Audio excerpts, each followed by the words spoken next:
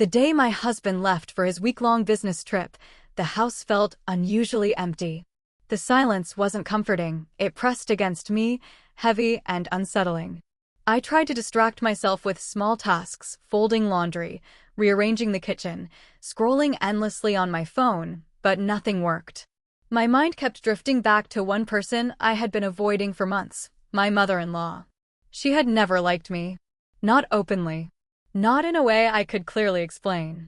But it was in the way she looked at me like I didn't belong, like I had taken something from her that she could never forgive. That afternoon, I decided I would visit her. I told myself it was out of respect, that I should check on her while her son was away. But deep down, I wanted answers. The drive felt longer than usual.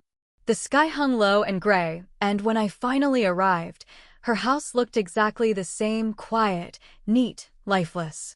As I reached for the gate, a hand suddenly grabbed my wrist. I gasped and turned. It was the elderly neighbor. His face was pale, his eyes filled with something that looked like fear. "Don't go in," he whispered. I frowned. "I'm just visiting my mother-in-law." He shook his head quickly. "You shouldn't be here." His grip tightened slightly.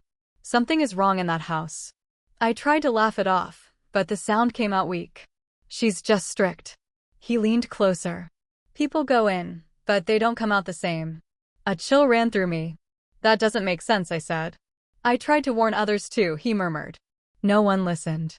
For a moment, I hesitated. But logic pushed the fear away. I gently pulled my hand free. "I'll be fine." He stared at me, then stepped back slowly. "I tried," he said. Something about those words stayed with me as I pushed open the gate and walked up the path. The house felt too still. For a brief second, I thought about turning back. But I didn't. I reached the door, opened it, and stepped inside. The door opened too easily. Unlocked. That alone felt wrong. She was always careful, always in control. "Hello," I called out. My voice echoed through the house. No answer. I stepped inside and closed the door behind me. The air felt colder, heavier. There was no smell of food, no sound of a television, nothing. Just silence. I moved into the living room slowly. Everything looked perfect, too perfect.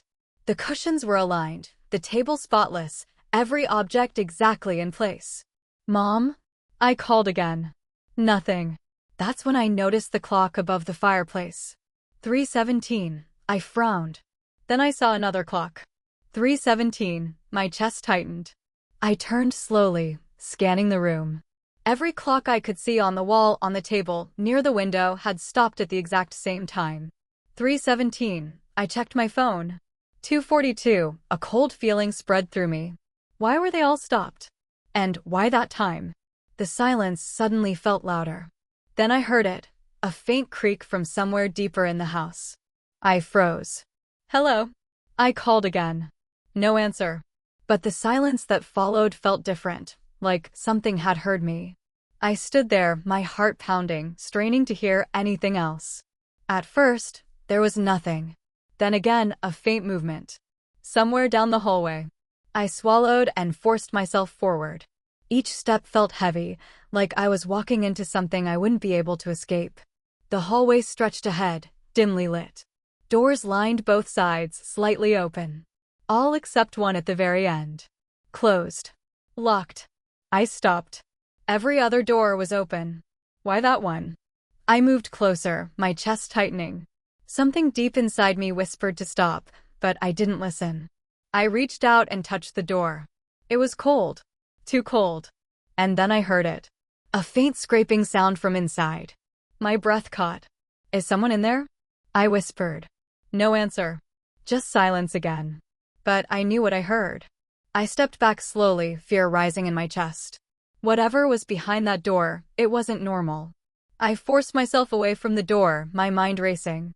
I needed something normal to focus on. Back in the living room, I noticed the photo albums stacked neatly on the table. I picked one up. It was clean, recently touched. I opened it. At first, everything seemed normal: family photos, birthdays, holidays. My husband as a child, smiling. Then I noticed something strange. In one photo, he stood beside a woman. Her face was scratched out. I frowned and flipped the page. Another photo. The same woman. Scratched out again. My hands began to shake. I flipped faster. Every album. Every photo. The same woman. Always next to him. Always erased. This wasn't random. It was deliberate. I leaned closer to one picture. The way she stood near him, she wasn't just anyone. She was important. Very important. I slowly closed the album, my stomach twisting. Who is she? And why had my mother-in-law tried so hard to erase her? I carried that question with me into the kitchen, hoping for something normal, something that would calm me. But the kitchen felt just as lifeless. Clean. And used. Like no one had been there for days. And then I saw it. A small key on the counter. It stood out immediately. A piece of tape was wrapped around it with words written in uneven handwriting. Basement, do not open. My breath caught. I stared at it, my heart pounding. Why label it like that? If she didn't want it opened, why leave it out? It felt wrong. Like it was meant to be found. I reached for it, then pulled back. No, I whispered. But I couldn't look away. The words seemed louder the longer I stared. Do not open. Every instinct told me to leave. But another part of me needed to know. Slowly, I picked up the key. It felt heavier than it should. I turned toward the basement door at the far end of the kitchen. For a moment, I just stood there. Then, taking a shaky breath, I walked toward it. The basement door creaked as I opened it. A cold, damp smell rose up immediately.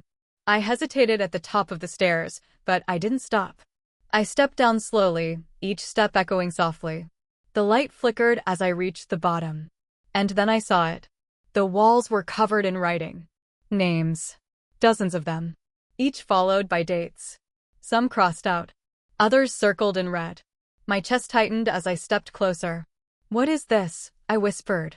Then I saw the center of the room. A chair. Old, worn, with restraints attached. My breath caught. This couldn't be real. A sudden sound from upstairs froze me. Footsteps. Slow. Dragging. Someone was home. The footsteps echoed above me, sending panic rushing through my body. They were slow, uneven, deliberate. I turned toward the stairs, barely breathing. Then she appeared. My mother-in-law stood at the top, calm and still. She wasn't surprised to see me. You weren't supposed to see this, she said quietly. My throat tightened. What is this? I asked. She didn't answer immediately. Instead, she began walking down, one slow step at a time. I backed away instinctively. This isn't what you think, she said. But her eyes told a different story. What are those names? I asked. She stopped a few steps away and smiled. A cold, unsettling smile. Memories, she said. My stomach dropped. You should have listened, she added. To who? I asked, though I already knew. The neighbor, she said. My heart sank. I told him to stay out of it, she continued softly. Something was very wrong. I could barely breathe as she stood there watching me.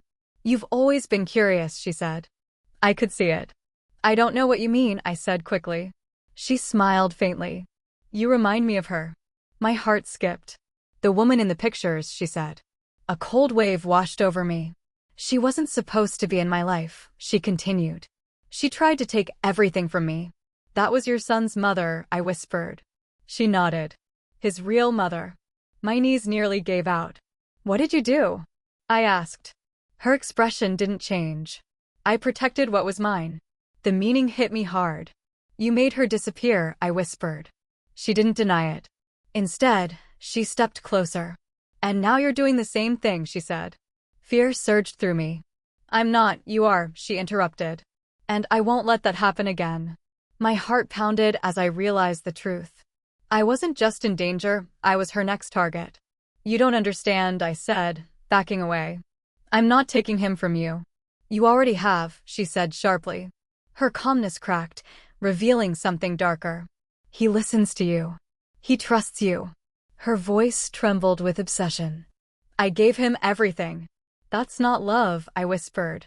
Her expression hardened instantly. You don't define love, she said coldly. She stepped closer. You're just like her. My back hit the wall. There was nowhere to go.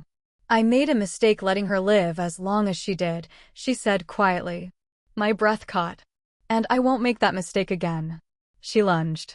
I screamed and ran. Adrenaline took over as I pushed past her and sprinted up the stairs. I could hear her behind me. I burst into the hallway and ran straight for the door. Stop, she shouted. I didn't. I yanked the door open and stumbled outside. The neighbor was there. Waiting. I told you, he said urgently. Call the police. I shouted. He did. Within minutes, sirens filled the air. The silence was gone. But when the police searched the house, she was gone. Vanished. No trace. Weeks passed. I tried to forget. But one night, my phone buzzed. Unknown number. A message. 3:17 again. My heart stopped. Slowly, I looked at the clock. And as I watched, it stopped. At 3:17,